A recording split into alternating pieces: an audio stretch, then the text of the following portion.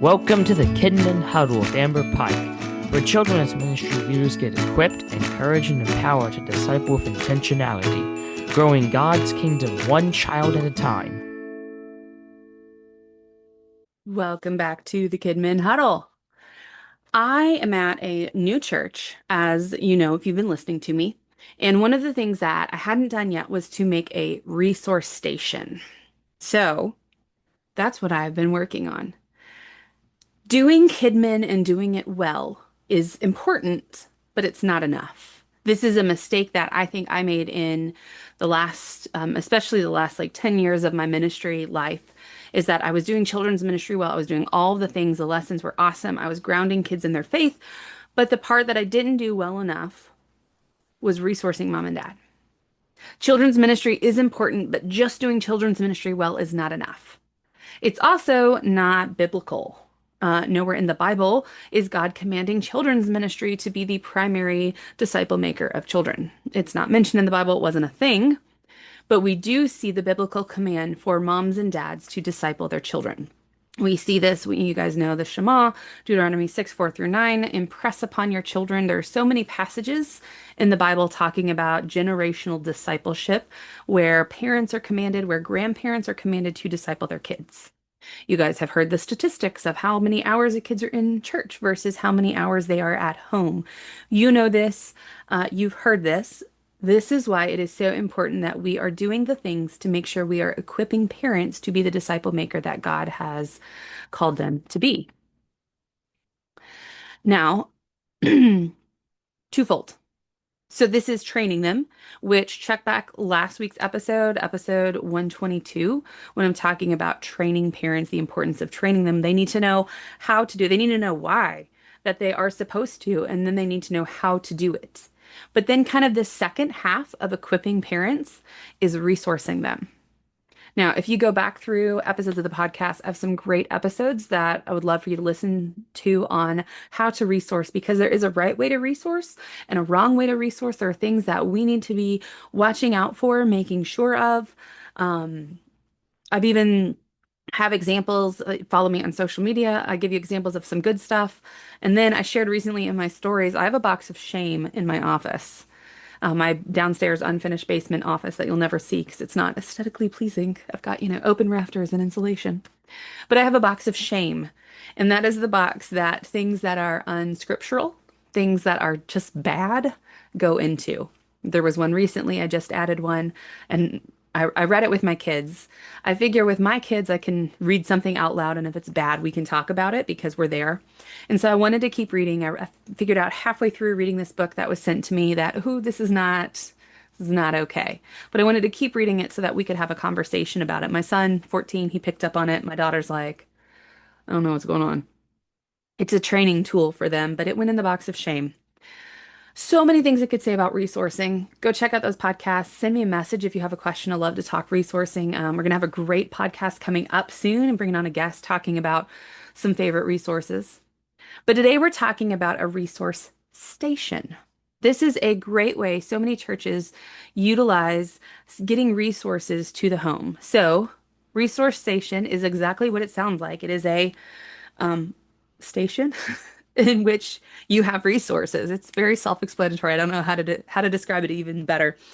But it is a place that is usually permanent. It could be mobile, that you have the things that you want to go home. So we're going to talk through a couple of different things, and then I'm going to share with you guys how I set up from scratch a resource station at my own church. So what could this look like? I've seen a lot of different examples online. I actually save the pictures when they're really, really cool, just so I can have some cool references. I've seen some that take an existing wall in their children's area and they add shelves onto the wall. So maybe they've got some cool lettering, maybe it's vinyl, maybe they've got like a big sign, but they have shelves built into the wall. I've seen churches that are just a bulletin board. So they're not putting physical things, but they're using a bulletin board in their kids' area. I see a lot of standalone shelves. This is what I have gone with for this one. I, in my last church, used crates. I did not have a good area to do it. We'd busted out a wall. So imagine two classrooms with doors right beside each other. We busted out that wall to make a big classroom, but we couldn't do the door frame wall because that was kind of load bearing and important. So we had these two doors to our classroom. One we did not use, one we did. I used that little strip of wall in between, and that was my tiny little resource area. So I had crates, and I made it look all cute, but that was the resource area. So, what could your resource area look like? Well, you need to figure out your where first. Before you figure out what kind of shelving do I need? How am I going to set this up? Where are parents at? Where are they coming at weekly? High traffic, high visibility, that this would make a good place. So currently, our children's area is a separate building. It is our fellowship hall building. It is, a tiny little hop, skip, and a jump across the parking lot. But it's not high traffic unless we're having a meal there, potluck. So I did not want the resource area to be in the kids section because I also want this to be something that maybe visiting families could see, wow, they care about their kids. Something that a visiting family could come and grab something that even if we never see them again, they might use to disciple at home. So I have made our resource station in one of our main welcome areas, the entrance. It's a little foyer. So that is where I wanted to put it because that's where most of our families are coming in through. Where's your high traffic area that would make sense to? And it might not be in the kids section, and that's okay. Mine's not, but I've got it where I'm going to hit the most amount of parents, whether they are my parents, visiting parents, whatever. Where's that spot for you? And then think, what's it going to look like? Is it shelves mounted on a wall? Is it a portable unit? Is it a rolly cart? You got to think about your space. How is it not going to be a tripping hazard? We have a lot of older members at our church, so I can't have something that's sticking out too much or walkers might get caught on it.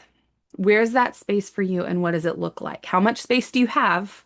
So you're figuring out where's my space, then how much space do you have? Then that determines what's this going to look like?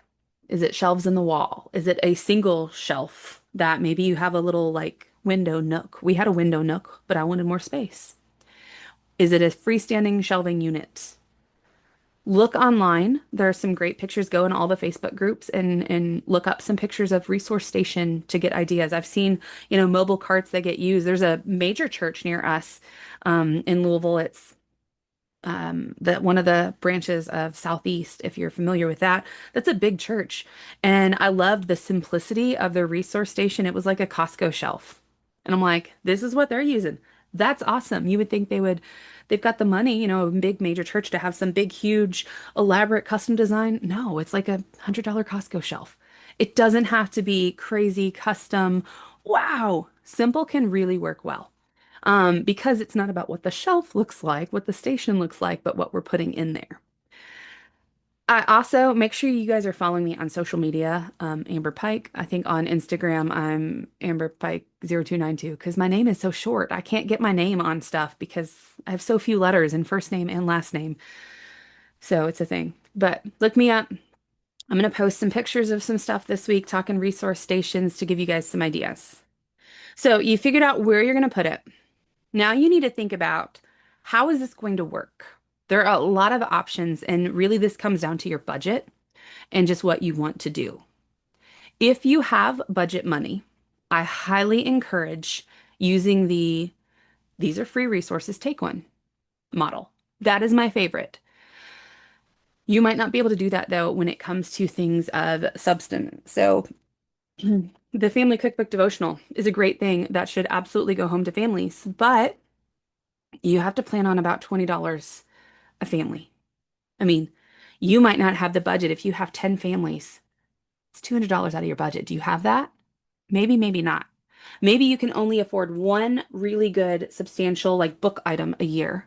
And then the rest is going to be some DIY stuff we're going to talk about. But this is a big factor in how you are setting up your resource station. Can it be this is free, take one? If not, some churches they will take that item and maybe they've got it displayed on the shelf with maybe a framed paper that has a QR code on where you should buy it and a little blurb about why it's great. So it's letting families know, here's a great key resource. I can't afford to give them to you, but you should go buy it. Now, realistically, you will have less parents take you up on that, but the ones who do are probably really going to want it. Some churches will do kind of a, here's a cool resource. You can purchase it from us at a discount. That could be an option. So maybe you buy the $20 book and you're able to cut it in half. And so, hey, you guys can get this for only 10. It's a blessing to families who want it. It's a much less cost than them buying it outright. That could be an option as well. And then some churches will do a checkout library style. So, all right, here's the cool resource that would be great. You guys want to borrow it? Return it at this time. I think that one would be a lot harder. A lot of resources are kind of write-in style.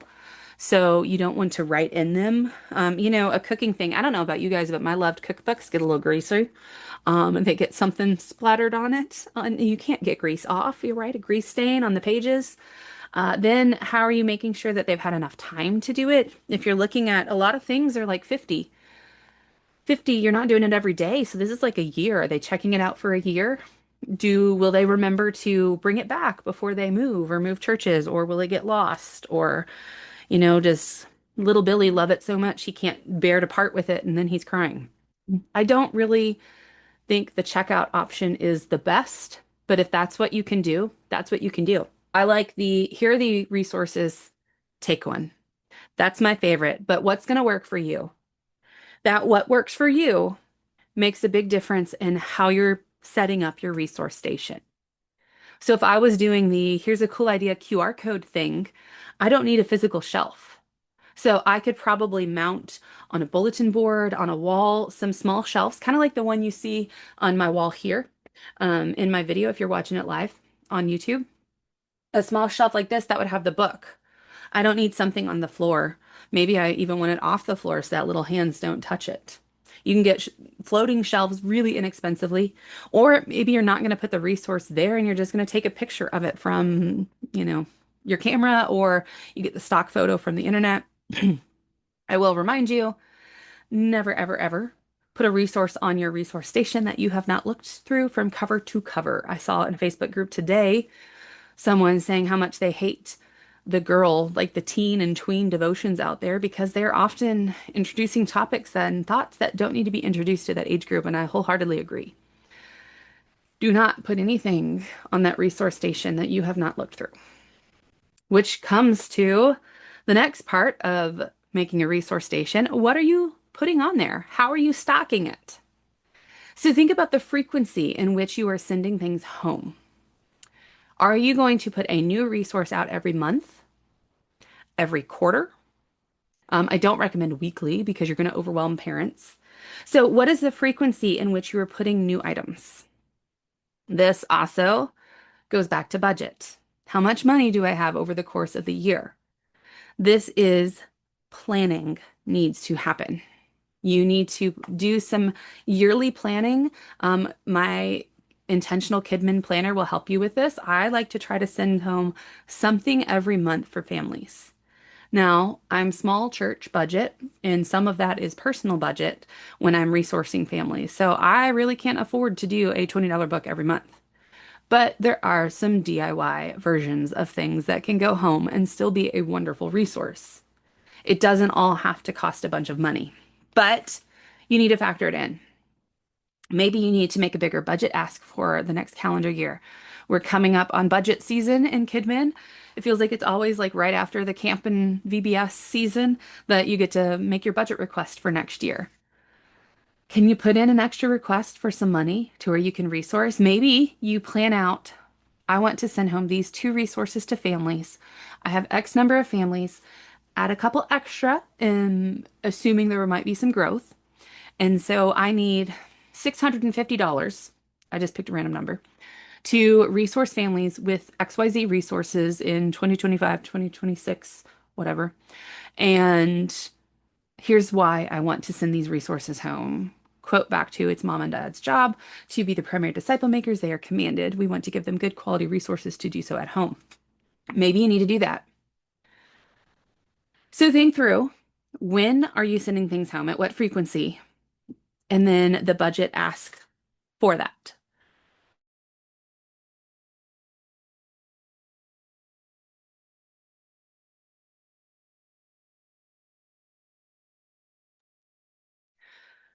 Now, I'm sure all of you all are wondering, okay, now what's the stuff? You said we're talking about stocking it. What's the stuff?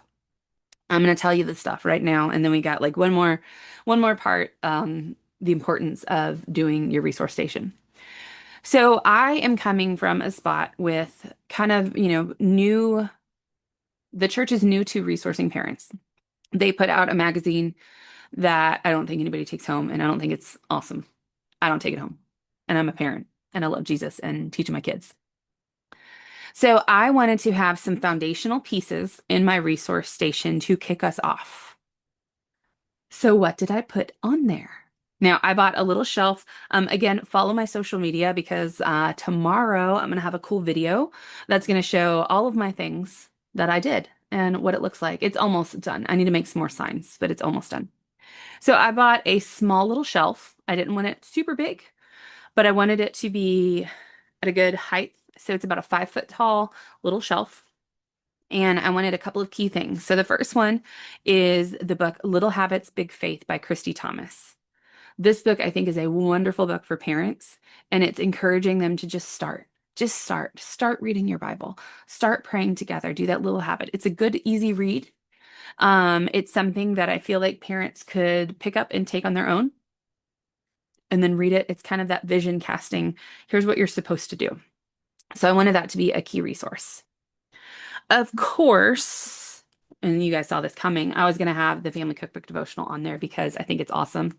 It's always kind of weird, though, to resource with your own things.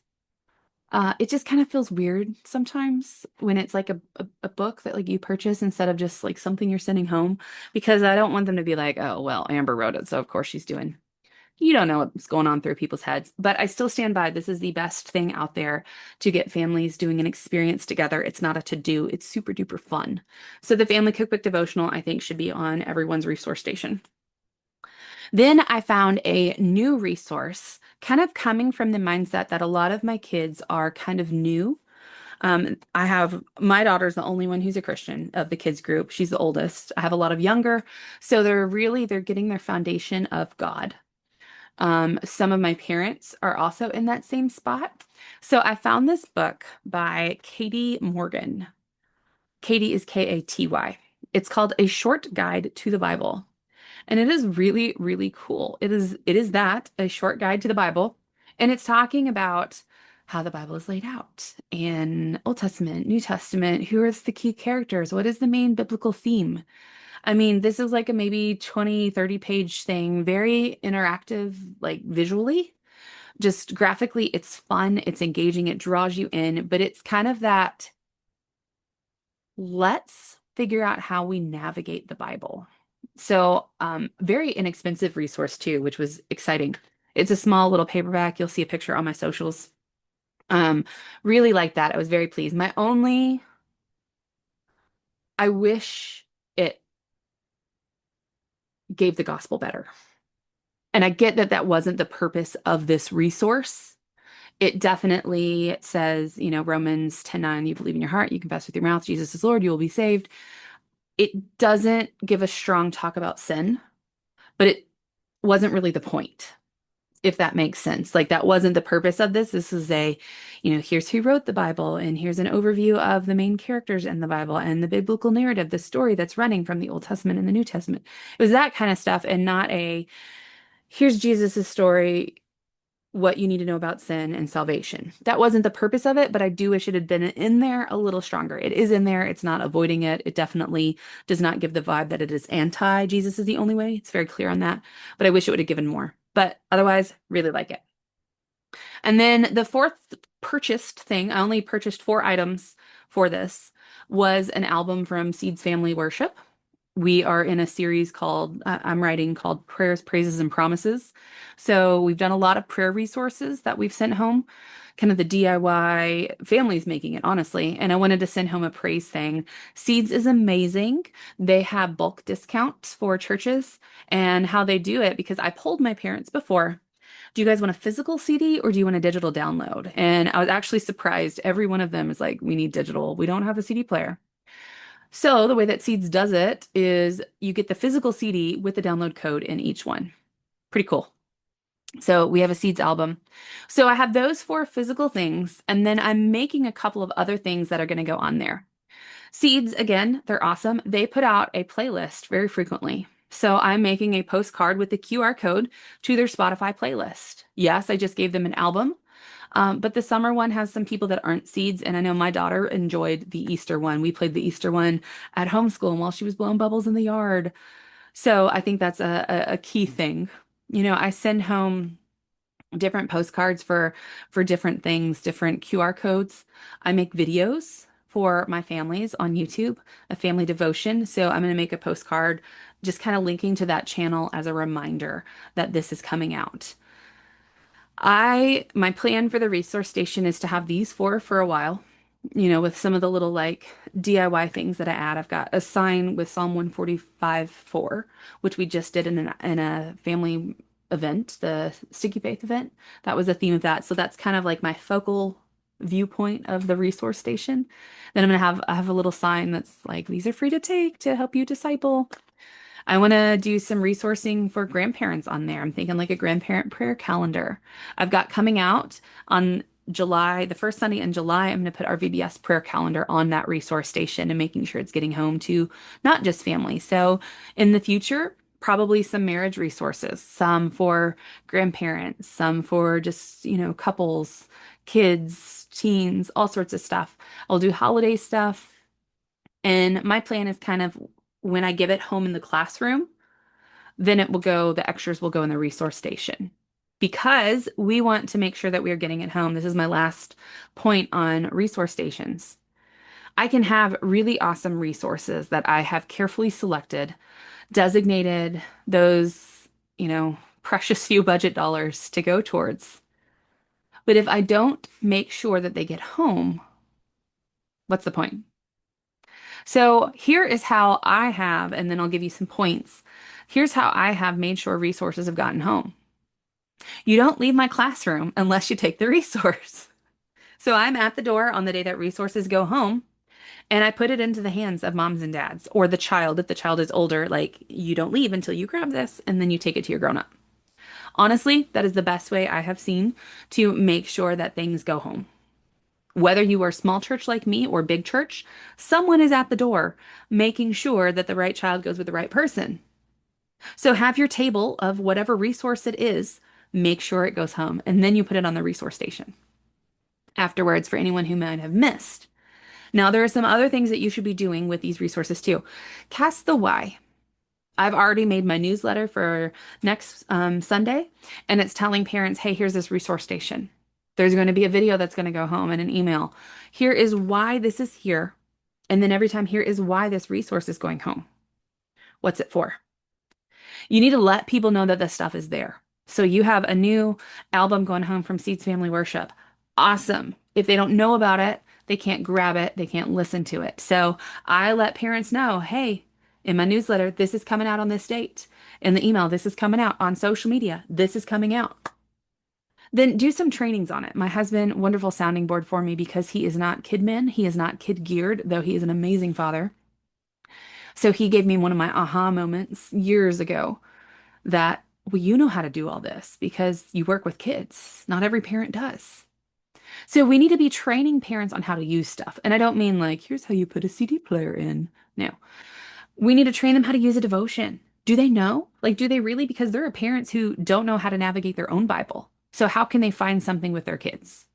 Or, just looking at like the family cookbook devotional. Do they know how to lead in prayer? This one has prayer stuff. If I could turn the pages. Um, do they know how to use like the prayer points and pray together? Do they need some training? Do you have those training pieces, those key training pieces to maybe here is how you use this devotion? They need to be there. Those training pieces are important. Utilize newsletters, emails, social media to inform parents that it's there, that it's coming, inform them that it's there, and then remind them that it's there too. That was another lesson that I'm thankful I learned all these lessons by failing. I sent home this really cool memory verse thing. It was a whole year of memory verses, and like about March, I remembered to change mine, and I posted a picture and put it up on social media, and I had a mom go, "Oh, completely forgot to use it. I'm so glad you reminded me. I wanted to use it, forgot about it." So post those reminders. Remind families through all of your channels. Hey, have you been using this super cool resource that we sent out? You can also ask the kids. They are very honest. Be like, did you guys listen to your new Seeds Power Praise album? Did you love it? What's your favorite song? That can be a reminder that they're missing out on something. I've also, if you've heard my family cookbook devotional story, I incentivize it with a prize. Send Miss Amber a picture of you making a devotion from this new thing that came out, and you get this prize next week. They will do a lot for a dollar splat ball. I'm just saying. And then put it in their hands. Again, you don't leave. You don't get your kid until I give you this. You got to talk quick, especially if you have a lot of kids and parents that pick up, but you have to quickly, hey, this is going home. This is why. If you have done all these other things, you have told them it's coming in advance. If you're following up, if you've got videos, they will then understand everything. So it's kind of that quick pass off. Here's your kid, and here's the cool devotion that's coming home. We want to see parents discipling their kids. We want to see families just living in the word together. We want to give them some good, amazing resources because maybe not every family knows where to find these. Maybe they want something fun to grow their faith. We want to equip parents with great quality Bible centered stuff that they can use at home. And a resource station is a wonderful way to do that. You can display it. You can have kind of standard things for visiting families or new families. You can have featured things, holiday things. There are so many options when you're doing a resource station. So plan carefully. Where are you putting it? How are you setting it up? What frequency are you sending home things? What are you going to put on there for the first time? And how are you going to make sure that families are using it? Now, keep in mind, you could have the most amazing shelf station full of the best stuff. Budget is no issue. You could have done all of the things right and letting them know that it's there, reminding them, encouraging them, equipping them to do so, and they still might not use it. It is not up to you. That is a hard pill to swallow. Trust me, been there, done that, and there. Not every parent is going to want to lead like you think they should be. It is not up to you. Your job, however, is to be faithful to equip parents. Encourage them, provide the things, train them, remind them, all of those things. But you can't make them do it. So be faithful to what God has called you to do. Start thinking through if you don't have a resource station, what should yours look like? And if you do have a resource station, are there any changes that need to make? Do you need to do better at communicating? Do you need to stock it better? Do you need a different system because maybe it's just not working? Does it need to be in a different location? There's so many questions. If you are have more questions, kind of, specific, I would love to have a chat with you. I'd love to talk resourcing. Send me a message. Shoot me an email, apike@renewnation.org, apike0292@gmail.com. You can go to amberpike.org and get some cool free. There are a couple free, but then there are a couple purchase resources that you can print out. My Mother's Day and Father's Day resources are ones that could easily go in a prayer station. My family Sticky Faith had a resource that could then later go in a prayer station. I've got some of those. Renewnation.org has got some stuff as well. Just we got all the things. Like I said, follow me on social media. I'm going to be putting up some pictures this week, a little video talking more about resource stations, and I would love to see yours. I would love to see how yours is set up. If it's a win, what resource have you found that maybe I don't know about yet that I want to know about? I have list after list of resources. I love talking it because it matters, right? We are equipping families who are discipling their kids, and we are growing the kingdom. And that's important. So I'll talk to you guys soon, but remember, what you do matters.